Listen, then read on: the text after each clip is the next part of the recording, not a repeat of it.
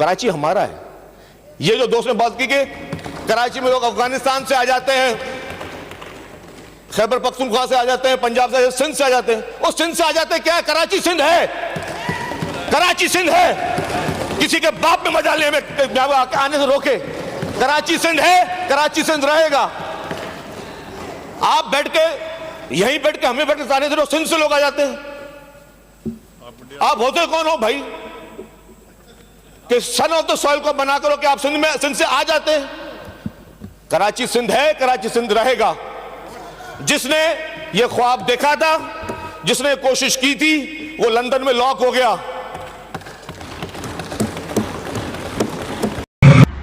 उससे ज्यादा कुर्बानी देने का मुझ में हिम्मत नहीं है कि मैं अपने शहर को सबका शहर कहूं।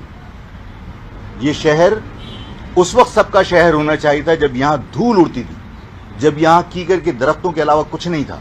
लोग यहां तीतर का शिकार करने आया करते थे। नहरी जमीन पे तो कभी किसी ने हमें वेलकम नहीं किया कि हिंदुस्तान से जो लोग हिजरत करके आ रहे हैं, आओ पंजाब की जो नहरी जमीन है उस पर आके आबाद हो जाओ, या सिंध की नहरी जमीन पे आबाद हो जाओ। हमें तो धक्का देके यहां भेजा था।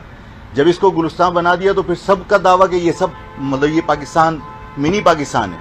ये शहर महाजरों का शहर है।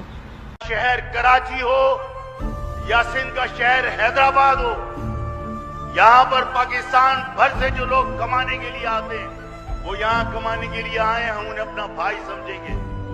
लेकिन अगर किसी ने इस शहर में अपने आप को बाप समझने की कोशिश की तो ये याद रखना, हम तुम्हारे बाप हैं।